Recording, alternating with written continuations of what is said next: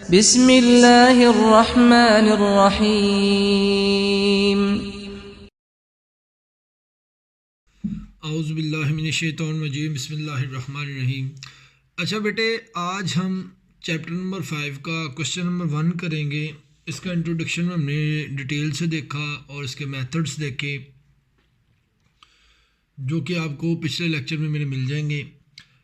आज हम problem solve करते हैं। प्रॉब्लम नंबर 1 है, उस हवाले से हम इसको पढ़ते हैं।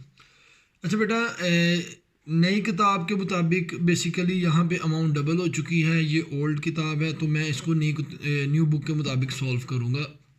तो पढ़ लेते हैं, बिल्कुल as it is question same है। कहता है a firm purchase a building costing rupees 18 lakh and it is decided to provide depreciation at 5% per annum on fixed installment method. Prepare the building account for the first 5 years.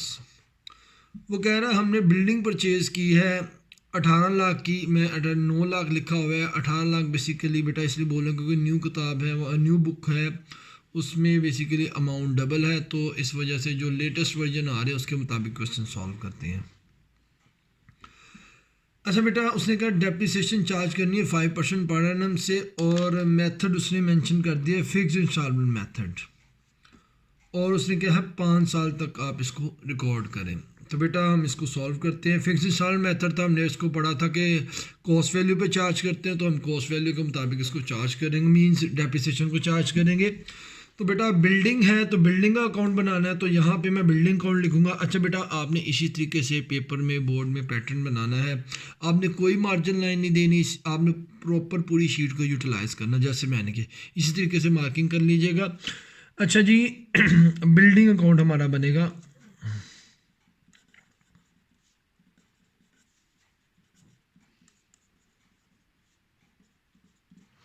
Building account मेरा बेटा, यहाँ पे आप लिखेंगे date, detail या description लिख लें या पार्टिकुलर लिख लें, एक ही बात है।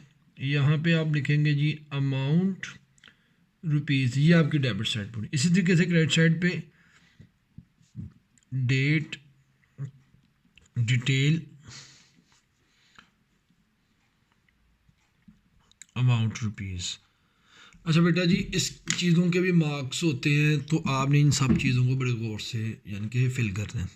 अच्छा बेटा जी, याद रखिएगा जब भी एसेट हमारे पास आएगा हम उसको ख़रीदेंगे, तो बेटा जी उसके लेजर में जो एसेट ख़रीदने हैं डेबिट साइड पे लिखेंगे कैश के नाम से। हाँ, अगर हम उसको सेल आउट कर देते हैं तो फिर क्रेडिट साइड पे लिखेंगे कैश के नाम से। तो बेटा जी अब हमने एसेट ख़रीदा है, यहाँ पे कोई डेट मेंशन नहीं है, लेकिन इसके लिए डेट बहुत इंपॉर्टेंट है। तो हम इसको एक फ़र्ज़ी डेट दे देते हैं, हम कहते हैं जी फर्स्ट ईयर स्टार्ट। तो हमने एसेट ख़रीदा, यहाँ पे कैश अकाउंट आप लिखेंगे, आपने लिखा जी 18 लाख, आपने ये लिख दिया। उसके बाद बेटा जी सीधा आपने ईयर स्टार्ट और ईयर एंड पे चले जाना है। अब इसी तरीके से हम फर्स्ट ईयर एंड पे चले जाएंगे। तो बेटा जी फर्स्ट ईयर एंड पे, इसका मतलब ये अज्यूम करेंगे हमने 1 जनवरी था साल का, ये 31 दिसंबर आ गया, तो पूरा साल एसेट यूज़ किया, तो इसकी वाजी बात वैल्यू कम होगी, यानी कि डेप्रिसिएशन चार्ज होगी। हम यहाँ पे लिखेंगे डेप्रिसिएशन अकाउंट। बेटा डेप्रिसिएशन चार्ज करनी है हमने कॉस्ट वैल्यू पे। स्ट्रेट लाइन मेथड है, फिक्स इंस्टॉलमेंट मेथड है, 18 लाख, उसका हम लेंगे 5%, उसने कहा हुआ, तो मेरा बेटा यहाँ पे आ जाएगा जी 90,000 एज इट इज़। बेटा हम अब यहाँ पे ईयर क्लोज करेंगे, क्लोजिंग ऑफ द ईयर, ये क्लोजिंग के लिए हम लाइनें लगा रहे हैं सेम उसी प्लेस पे। तो जो बड़ी साइड का टोटल वो दोनों साइड पे आ जाएगा। ये बड़ी साइड है जी 18 लाख, 18 लाख का टोटल, इसमें से छोटी साइड माइनस कर दें तो हमारे पास जो अमाउंट आएगी वो बैलेंस आ जाएगा, जो कि हमारे पास आएगा 17,10,000। हम इसको मेरा बेटा बैलेंस कैरी फॉरवर्ड के नाम से लिखेंगे एज इट इज़। यहाँ पे अब हम अगले ईयर पे आगे सेकंड ईयर का स्टार्ट लिखेंगे, जो कि ये बैलेंस कैरी फॉरवर्ड था। Very next day second year start हो गया, यानी कि 1 जनवरी आ गया, तो हम इसको बैलेंस ब्रॉट डाउन के नाम से लिखेंगे और ये अमाउंट आ जाएगी 17,10,000 रुपये। अच्छा मेरे बेटे, एज इट इज़ हम यहाँ पे अब सेकंड ईयर के एंड पे चले जाएंगे, तो यहाँ पे मैं लिखूँगा डेप्रीसिएशन अकाउंट। डेप्रिसिएशन अकाउंट तो बेटा जी जाहिर बात है मैंने आपको कैसे भाई यहाँ पे लिख देता हूँ फिक्स इंस्टॉलमेंट मेथड, ताकि हमारे माइंड में रहे फिक्स्ड इंस्टॉलमेंट मेथड। तो मेरा बेटा फिक्स इंस्टॉलमेंट मेथड है। फिक्स इंस्टॉलमेंट मेथड को हम सॉल्व कर रहे हैं, उसके साथ सॉल्व कर रहे हैं, तो इंशाल्लाह ताला हम इसकी अब डेप्रिसिएशन चार्ज करेंगे। 18 लाख का 5%, तो वो आएगा 90,000। एज इट इज़ हम अब सेकेंड ईयर एंड हो गया तो ईयर क्लोज हो जाएगा।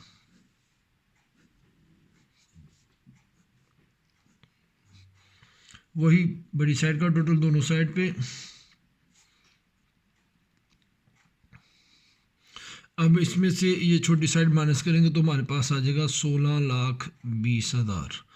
तो ये मेरा बेटा हमारा आ जाएगा balance carry forward.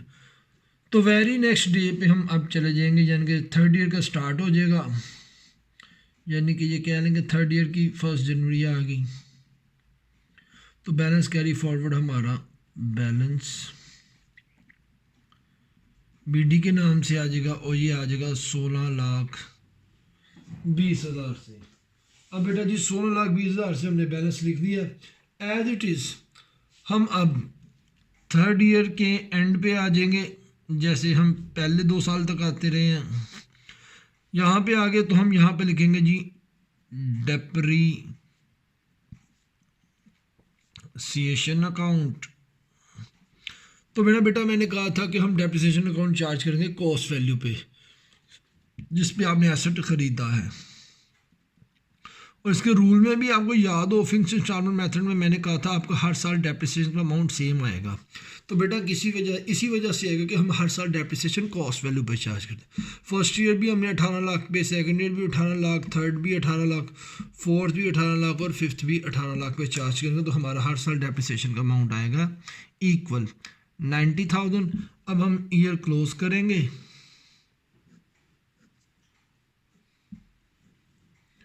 Year close किया।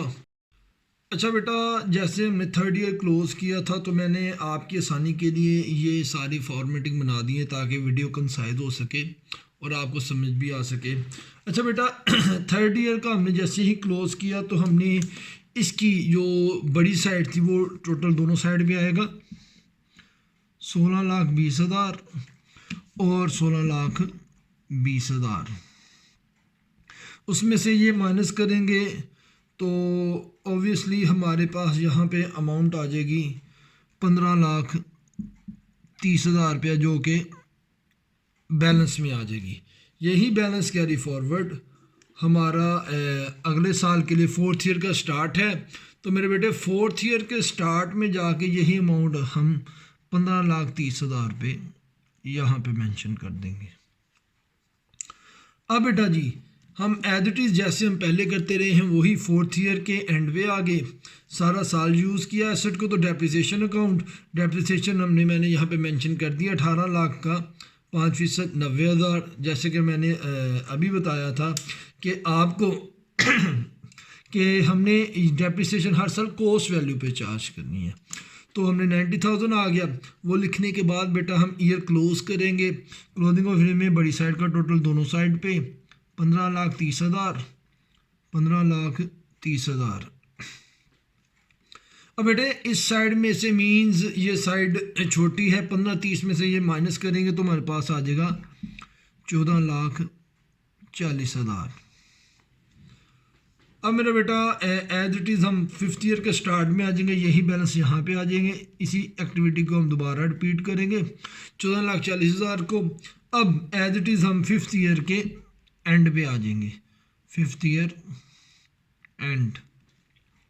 यहाँ पे भी हम डेप्रिसिएशन चार्ज करेंगे बेटा। डेप्रिसिएशन एज इट इज़ हम कॉस्ट वैल्यू पे चार्ज कर रहे हैं, और जो अमाउंट आएगी वो है हमारे पास 90,000, और 90,000 आ गई तो हम ऐसे ही ईयर क्लोज करेंगे। बड़ी साइड का टोटल दोनों साइड पे 14,40,000। इसमें से मेरा बेटा ये 90,000 माइनस किया तो हमारे पास आ जाएगा 13,50,000, 13,50,000। अब बेटा उसने हमें कहा था कि आपने 5 साल की डेप्रिसिएशन चार्ज करनी, तो 5 साल की डेप्रिसिएशन चार्ज हो चुकी है, और उसके बाद उसने कोई ऐसी चीज़ मेंशन नहीं की जिसमें हमें ये पता चले कि हमारा एसेट 5 साल बाद सोल्ड हो गया है या बिक गया है। तो बेटा हमने 6 ईयर के स्टार्ट पे वही अमाउंट बैलेंस ब्रॉट डाउन के नाम से मेंशन करके क्वेश्चन को छोड़ देना है, जो ये रिप्रेजेंट करेगा कि हमारे पास एसेट अभी एग्जिस्ट कर रहा है, मौजूद है, हमने इसको बेचा नहीं है। तो देखिए बेटा जी हमने यहाँ पे एसेट की जो डेप्रिसिएशन चार्ज की है वो हर साल कॉस्ट वैल्यू पे की है, और मैंने यहाँ पे बताया था आपको इंट्रोडक्शन में कि हर साल डेप्रिसिएशन का अमाउंट सेम आएगा। देखिए 1st year, 2nd year, 3rd, 4th और 5th सब की वैल्यू सेम आई है 90,000। तो बेटा जी ये था जी हमारा क्वेश्चन नंबर 1। उम्मीद है आपको समझ आया होगा। Thank you very much. इसी तरीके से हमारे चैनल को देखते रहिए, शेयर करें, सब्सक्राइब करें और लाइक करें हमारी वीडियोज़ का। ओके जी, अस्सलाम वालेकुम।